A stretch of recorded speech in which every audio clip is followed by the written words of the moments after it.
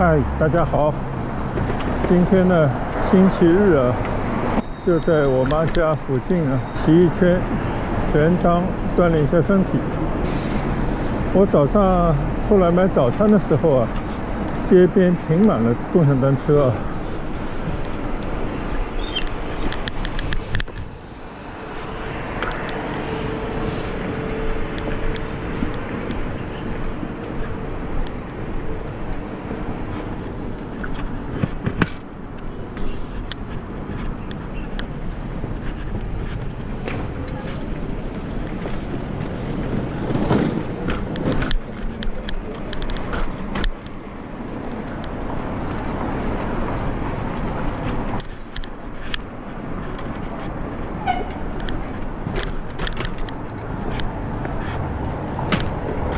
话说着啊，突然这个共享单车的坐垫啊，突然它就掉下来，好像坐在地上一样，很可怕。所以赶紧呢要换一台。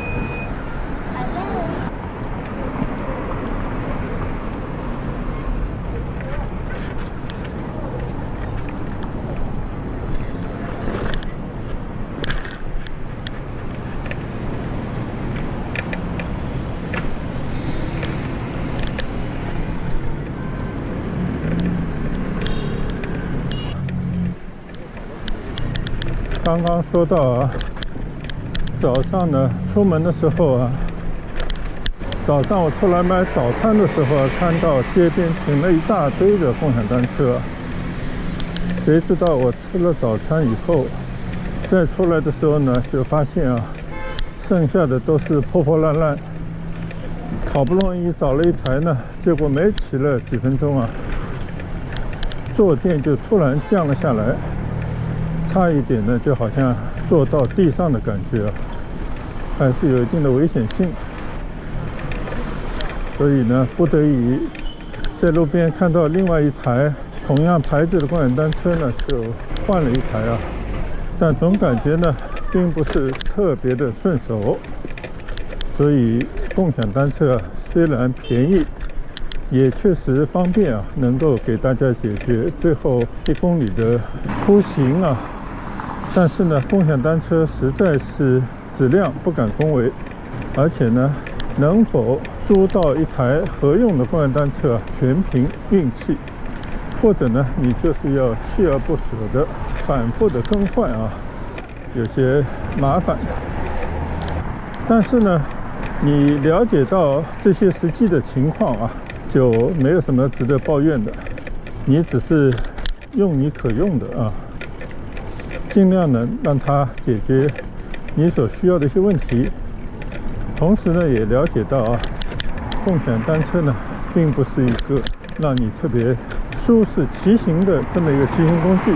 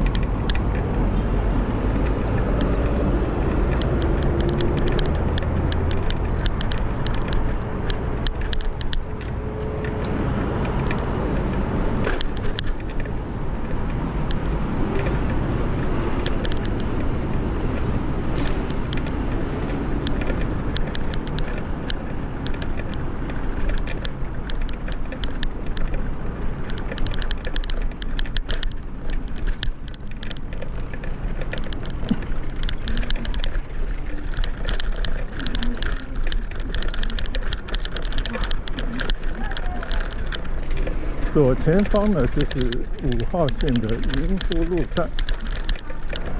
我今天骑到这边来呢，并不是来搭地铁，而是说呢，我到边上的一个停车场啊，来看一看这边的收费情况。因为今天晚上呢，可能会有一台车需要停到这边过夜啊，不知道这边的收费是怎样的一个状况。小型车。哎，师傅啊，不好意思，我问一下，可以吧？那个车子，假设我停一亚铁，我有的封顶吗？我就说停在这边，如果停过夜的话，怎么收费啊？12小时达到12小时就是20。啊，就20，反正就20就封顶了是吧？好的，好的，谢谢你啊，好，谢谢。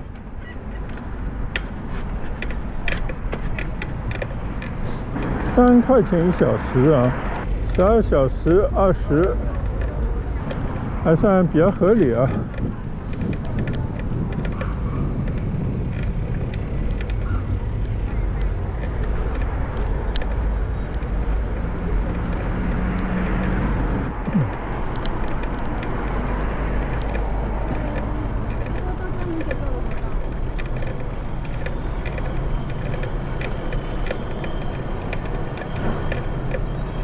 其实呢，是因为啊，在上海小区里面停车啊，也是车位非常紧张。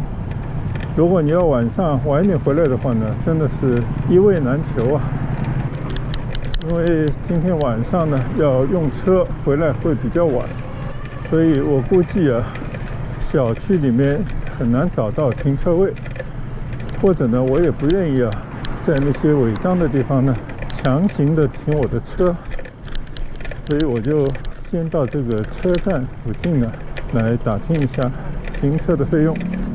停个12个小时20块钱呢，还是完全可负担的啊。现在很多市区的商业大楼里面、商业中心里面停车，动不动就是15块钱1个小时，甚至还有更贵的，那是挺吓人的。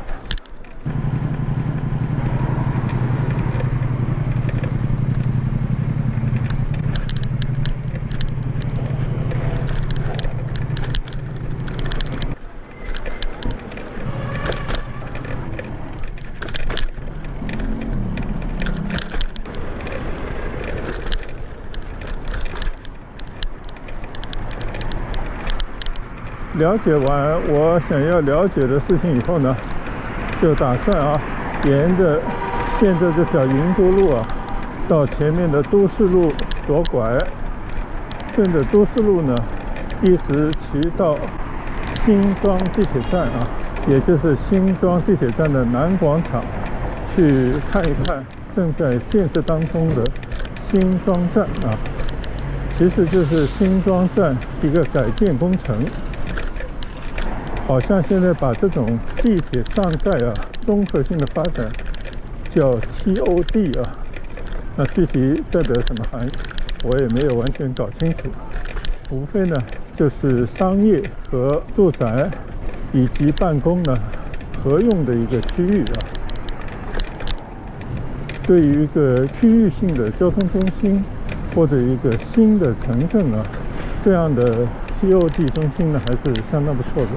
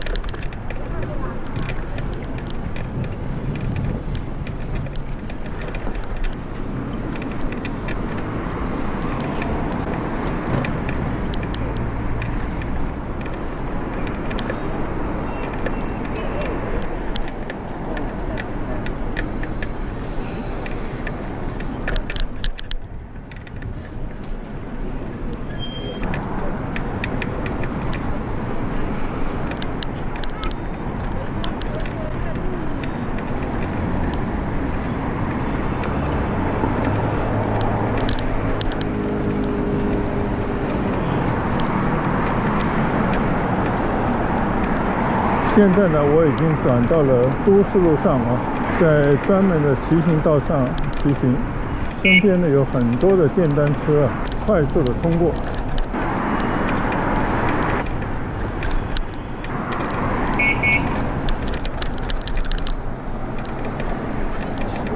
这边呢还有公交车啊，还有在地上摆地摊的小贩。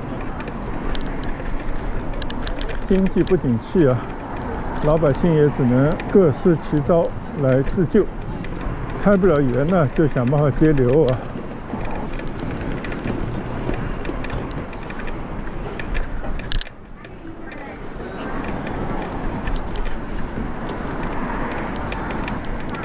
现在经过一处啊，我母亲家的马路对面的小商铺啊，我早上呢就到这边来买早餐啊，就是非常老百姓气息的一条小街。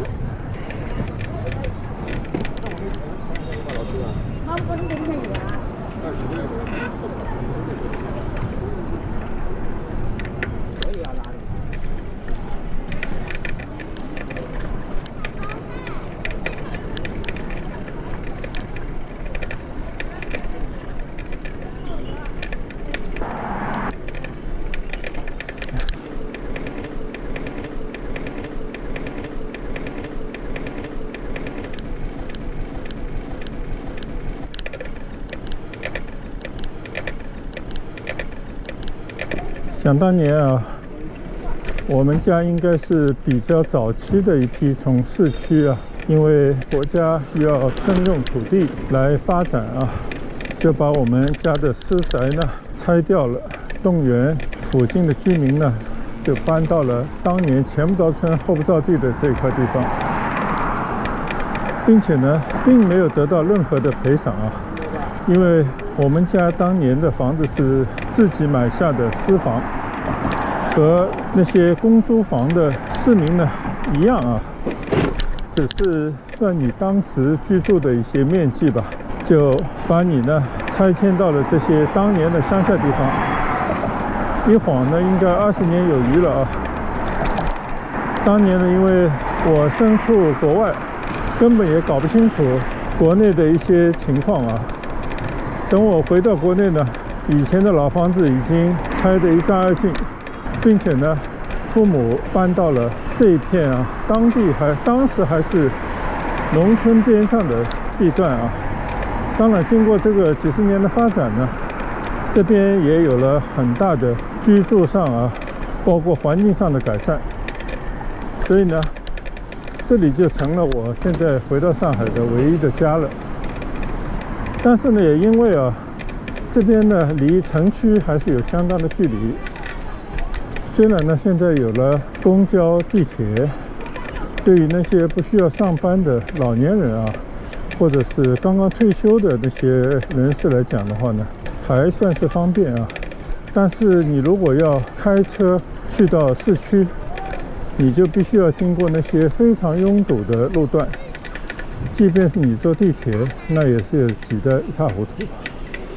所以对于那些需要在市区上班的年轻人来讲啊，住在郊外或者城乡结合地方呢，确实是一大挑战。以往呢，我本人呢，因为一直在外地工作啊，到这边呢，虽然经常回来，一般都是趁着出差或者是过年过节回来探望父母，行色匆匆啊。所以呢，也没有感到特别的不便。而这一次呢，我在上海待的时间相对比较多一些，所以呢，骑着自行车啊到处走走，对于这个当地人们的这种生活状态啊、出行方面的面临的一些问题等等，有了更深的感受。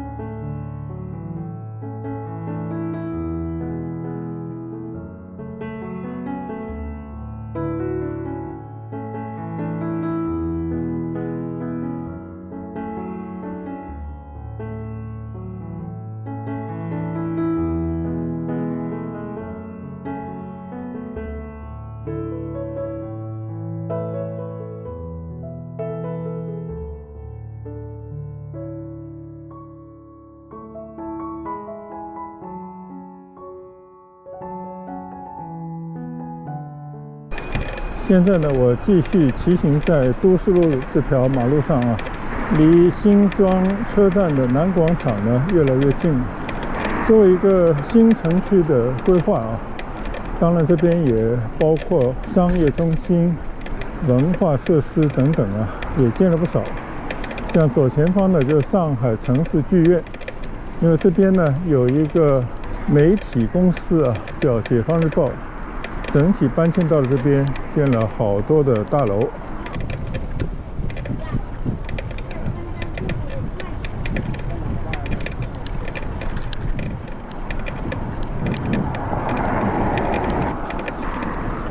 在前面呢，有一个百盛的商业中心。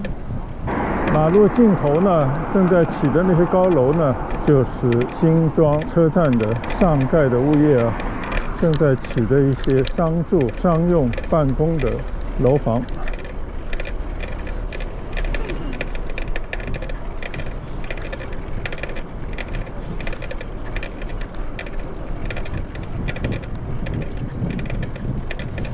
我想大家可以听到啊，这个单车的声音啊，一直没有停过。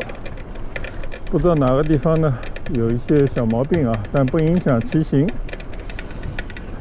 这边呢就是百盛的商业中心啊，这个里面呢就像一般的商场啊，基本上各种商店应有尽有。马路对面呢就是新庄的车站南广场啊。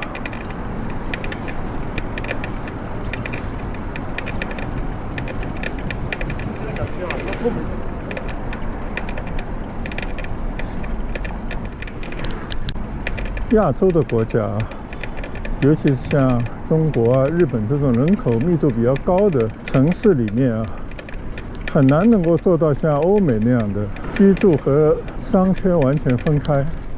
这边的话呢，必须是考虑到老百姓出行和生活，最好呢还有工作能够统一。所以最早第一次去香港，我记得是非常早了，30多年以前。住在一个朋友家里，那个地方呢，现在其实还在啊，叫杏花村，其实就是一个地铁站的上盖啊。即便是30多年以前，当时就发现啊，一出地铁以后就有非常好的商业环境啊，各种生活的物资可以就近得到解决，还有各种服务类的商店啊，应有尽有。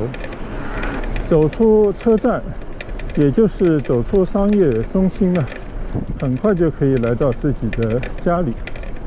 所以这些屋村呢，就是围着这个车站而建，而且呢，完全就是现在这边正在提倡的啊 ，TOD 的这么一种车站商业啊，还有居住混合的这种中心。就当时觉得这样的模式啊，相当不错啊。但是呢，这种建设它一定是需要一个提前量的综合的规划。对于那些旧的城区啊、老的居民小区的改造，即便有了地铁呢，也很难把它整理成像这种真正的 TOD 啊。所以这个新庄车站已经建了好多年了，这些改建呢从来没有停止过啊。它充其量就是一个换乘的车站。和车站边上越来越多的商业用途的这些楼房或者商铺啊，但是对于居民来讲啊，居住的空间呢还是偏少。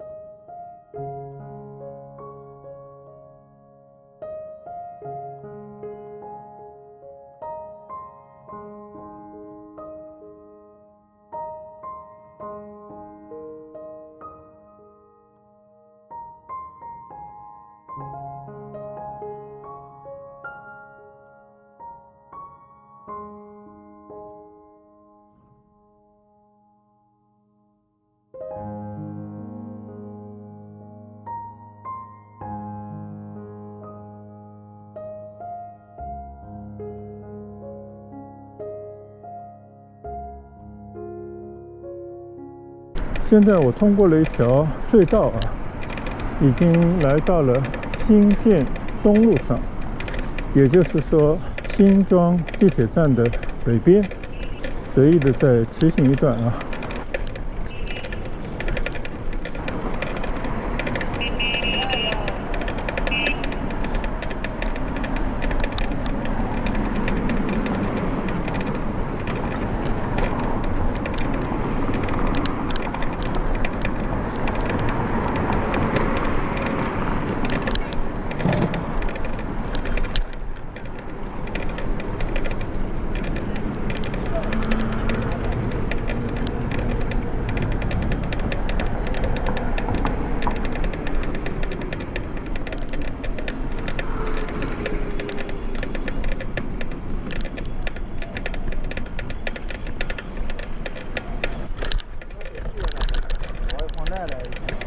最近呢，因为在上海时间比较多的缘故啊，原本呢是打算到各处走走，但是因为疫情管控的缘故，要去一些地方呢都很麻烦啊。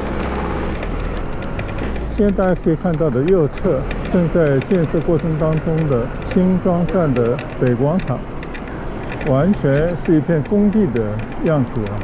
但是呢，这边呢就是1号线和5号线进站的路口。看上去有些破破烂烂的感觉。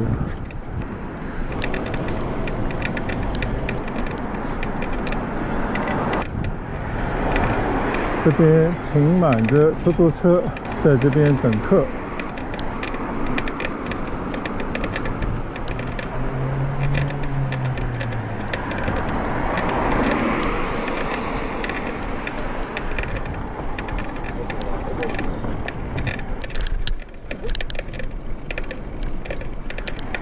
所以呢，这个国家基本上还是靠那些基础建设的巨大投入来拉动经济，而另外一个很重要的推动经济的消费呢，感觉啊，因为疫情的影响等等因素啊，造成了相当的疲软。所以你在大街小巷啊，只看见新的大楼建设的工地，但是呢，对于街道两旁的小店里面的生意呢，却是乏人问津啊。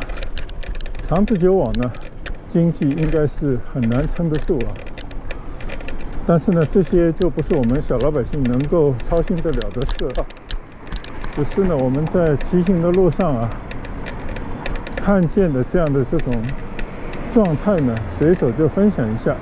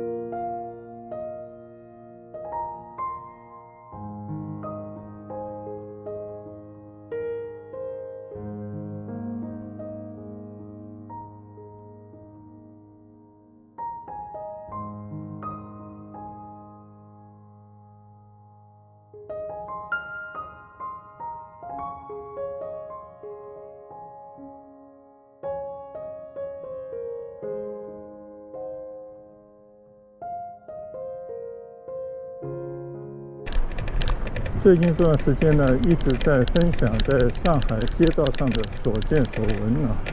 看我视频的朋友呢，给予了相当的关注，有为我视频里头展现了上海的新面貌赞叹不已的，也有呢对那些老城区的状态感到不以为然的，这种意见都有。我呢回复他们就力求呢把我在路上看到的风景真实的反映给大家，展示给大家，让大家呢能够了解到一个上海的真实的生活状态同时呢也了解到这座东方大城它的多元化，它的各个层面和生活在各个地方的不同的民众的一种状态啊。只是呢，我是心有余而力不足，能够去到地方呢还太少，所以展示出来的这些面貌啊，肯定呢都是比较片面的，没有办法呢形成一个统一的上海的形象。因为事实上呢，这么大的一个几千万人的大城市啊，也很难一概而论。我相信呢，也没有谁啊能够反映出来的这种，不管是看到的影像啊，还是发表的观点，能够完全代表这座城市啊。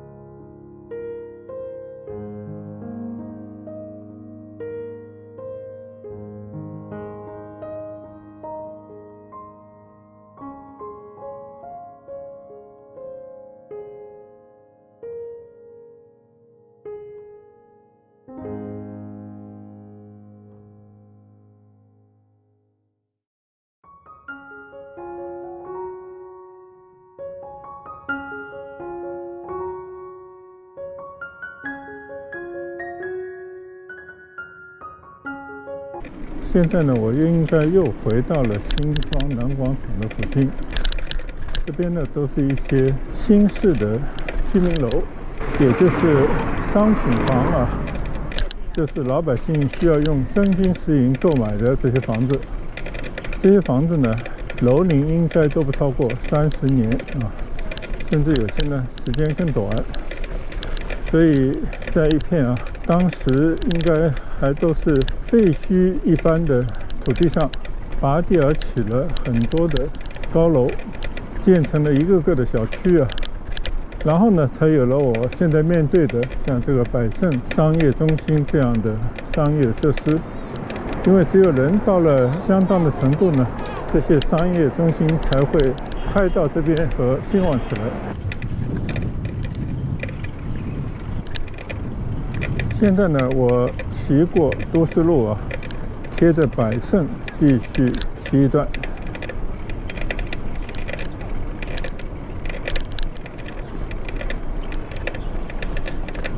百盛呢，应该是住在新庄车站附近的人啊，最多利用的一个商业中心。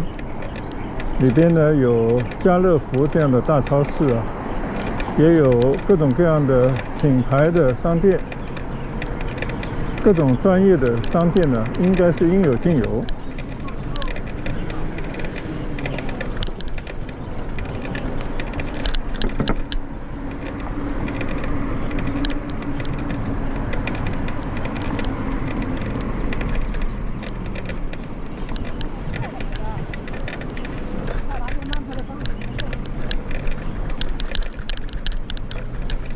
因为这些区域呢都是后来规划的啊，所以呢，它在商业中心前面呢规划了一个新庄的公园，一大片的绿地啊，在边上呢还有很多文化的设施。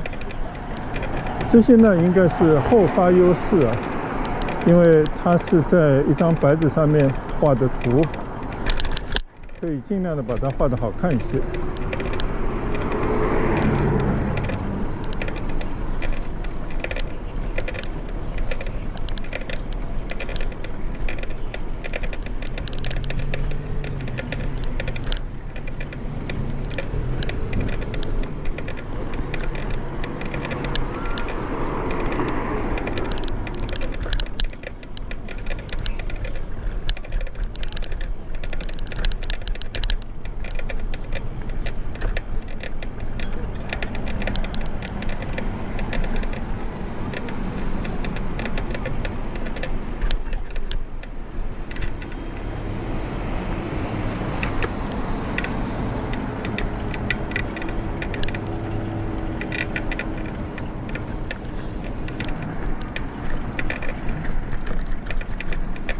现在呢，我已经转入到闽城路上啊。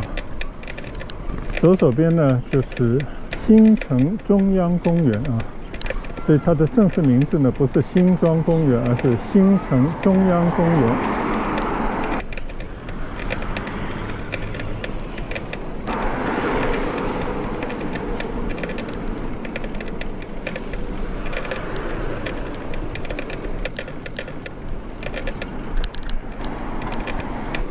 所以这边呢都是新的居住区，那么它把这个车站边上的比较好的区域呢，自然就变成了一个商品房啊这样的区域。也就是说，你要花钱来买这些你需要的便利和好的环境啊，这也无可厚非。但是对于那些原本住在城中央啊中心区域，因为被拆迁啊，不得不搬到一个偏远地方来的那些民众来讲呢，多多少少是有些不公平的。尤其是自己家的这些产业啊，或者自己家的这些私有的房产，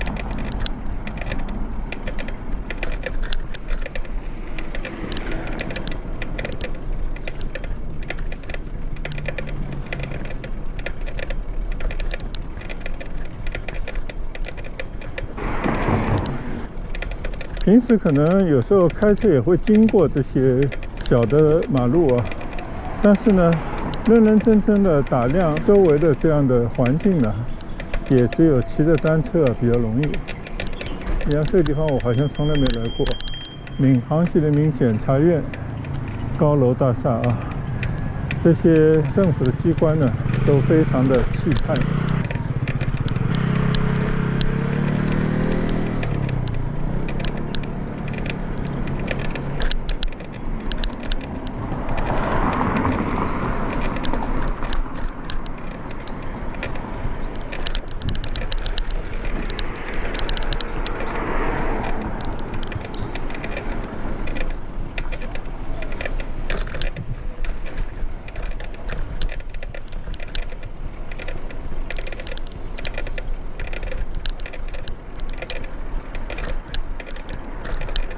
这里呢已经到了春生路了啊，那我们就在春生路这边啊，走到沪闵路回家去啊，从都市路出来，再从沪闵路回去。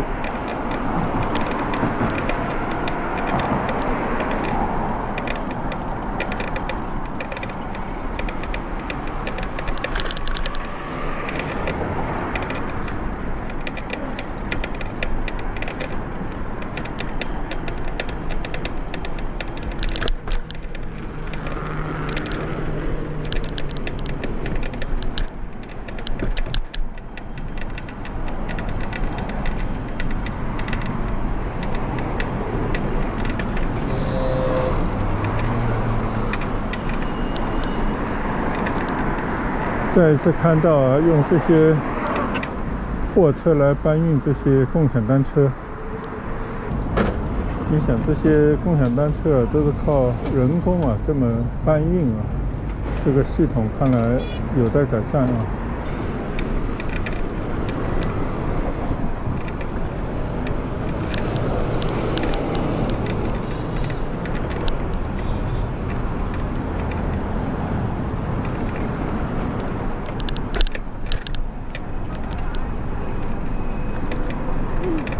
好，现在呢，我已经拐到了沪闵路上啊。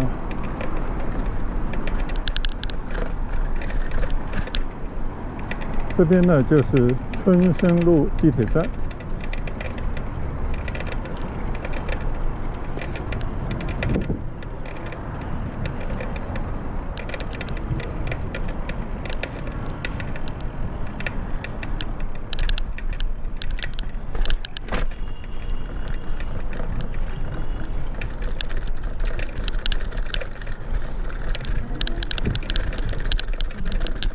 现在呢，在地铁站的边上啊，沿着这条河冲，如果没有记错的话呢，应该叫北横津啊，一直通到七宝老镇那边的一条河冲骑行。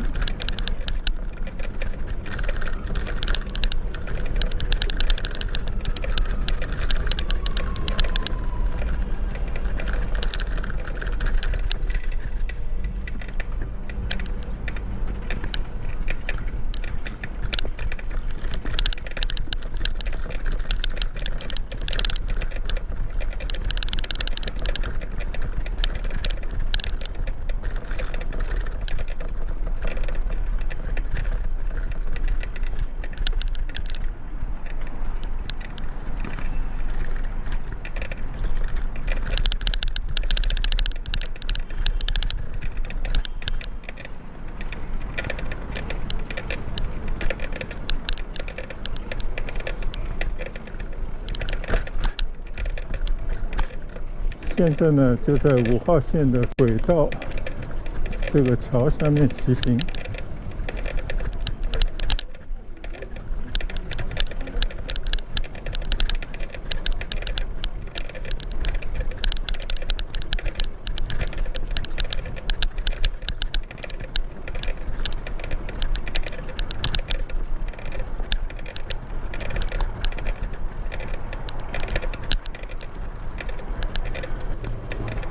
我记得我回到上海的第1天还是第2天，就骑行过这条称之为闵行绿道的骑行道啊，就是贴着这个5号线边上啊，或者是桥下面的这条骑行道，还是相当不错的。好，这边还有跳新疆舞吗？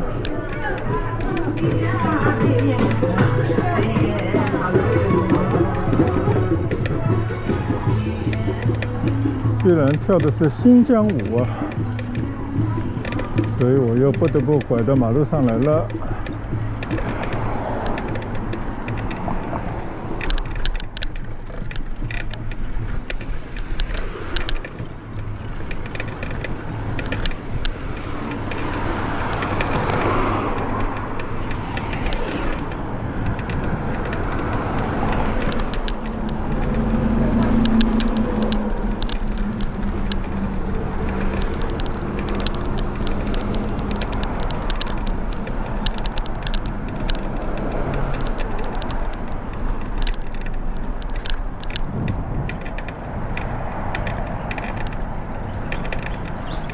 再次拐回到里面的骑行道。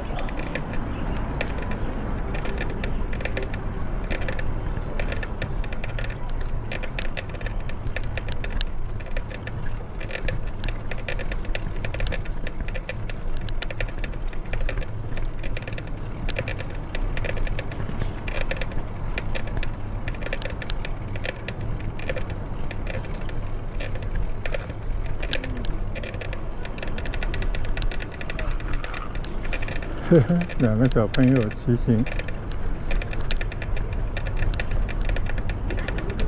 还有一个。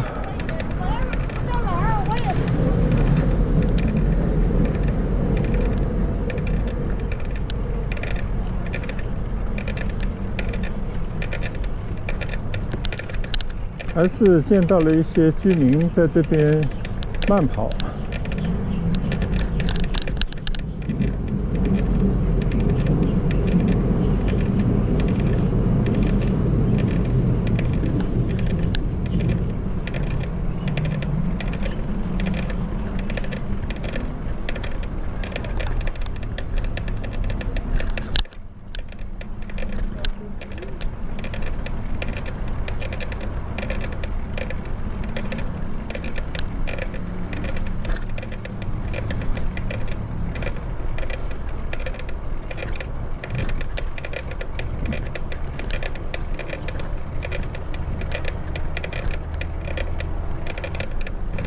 快要到银都路了，快到家了，我就在这条林荫小道上啊，跟大家说一声再见。谢谢大家的陪伴和跟随，谢谢大家的观赏，我们下次见，拜拜。